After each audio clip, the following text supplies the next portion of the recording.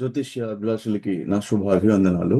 ఈరోజు మనము శ్రీ బాలా త్రిపుర సుందరి దేవి అమ్మ జ్యోతిష్య ఆలయం ప్లాట్ఫామ్ కింద మా లక్ష్మీనారాయణ కృష్ణ ఫౌండేషన్ తరపున వివాహ జ్యోతిష్యం చెప్తూ మనం ముహూర్త జ్యోతిష్యం కూడా కొంచెం మధ్య మధ్యలో కవర్ చేస్తా ఉన్నాను. ఎందుకంటే ముహూర్త జ్యోతిష్యం కూడా చాలా ఇంపార్టెంట్. ముహూర్తాలు ఎలా చూస్తారు, శుభ ముహూర్తాలు అంటే అది వివాహం కావచ్చు, గృహప్రవేశం కావచ్చు, తర్వాత పోతే గృహ ఆరంభాలు కావచ్చు, వ్యాపారాలు కావచ్చు, అన్ని చెప్పాను. ఇంతకుముందు క్లాసుల్లో కూడా చాలా చెప్పున్నాను.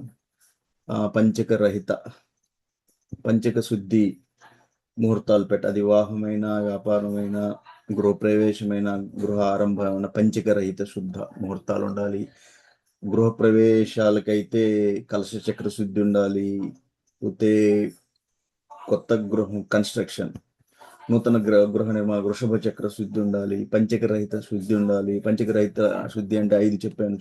చోర పంచకం, రాజ పంచకము, మృత్యు పంచకము, వచ్చే రోగ పంచకం, ఇట్లా 5 పంచకాలు. లైన్ ముహూర్తాలు, హోరా సమయం చూసుకోవాలి. హోరా సమయం అంటే ఆ గంటకి అధిపతి ఎవరు, ఆ సమయంలో కూడా శుభ ముహూర్తాలు అంటే వర్గోత్తమ లగ్నం, పుష్కరాంశ, శుభ లగ్నాలు అలా చూసుకోవాలి. వీటన్నిటితో పాటు ఆ ఆ లగ్న సమయం, పెట్టే ముహూర్త సమయం కూడా ఏకవింశతి మహాదోషాలు అంటే 21 మహాదోషాలు లేని ముహూర్తంగా పెట్టగలగాలి. రాహుకాలం, వర్జ్యము, దుర్ముహూర్తము, గుళికా కాలం, యమగండ కాలము ఇలాంటి టైం కాకుండా చూసుకోవాలి.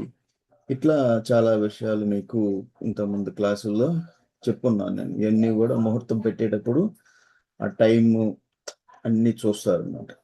పోతే ఇంకా చాలా మంది కొన్ని డౌట్లు ఉన్నాయి. ఇవన్నీ సరే, కొంతమంది అడుగుతారు, సార్ అబ్బాయి అమ్మాయి నక్షత్రాలు అడుగుతూ ఉంటారు, రాసులు అడుగుతూ ఉంటారు, అదే డేట్ ఆఫ్ బర్త్ అడుగుతారు, టైం అడుగుతారు. ఎందుకండి ఇవన్నీ? అమ్మాయి నక్షత్రంకి అబ్బాయి నక్షత్రం ఇద్దరికి చూస్తారా, లేక కేవలం అబ్బాయినే బేస్ చేసుకొని చూస్తారా ఈ ముహూర్తం పెట్టేటప్పుడు? ఆ రోజు వాళ్ళని రాశిని కూడా చూస్తారా? అమ్మాయి రాశికి ఇంపార్టెన్స్ ఇస్తారా, అబ్బాయి నక్షత్రానికి ఇట్లా ఎన్నో క్వశ్చన్స్ ఉంటాయి మీ మైండ్లో. సో దాన్ని బట్టి మనం ఏంటంటే ఈరోజు ఈ ముహూర్త జ్యోతిష్యంలో ముఖ్యంగా ఏమేమి చూస్తారు, మొట్టమొదటి చేయాల్సింది మనకి, వాళ్ళు ముహూర్తం పెట్టేటప్పుడు ఏ మాసాలు. జనరల్గా మీకు తెలుసు, అన్ని మాసాల్లో మనకి వచ్చే జనవరి నుంచి స్టార్ట్ అవుతాయి కదా మాసాలు. జనవరి 20 నుంచి మనకి మాఘ మాసం స్టార్ట్ అవుతుంది.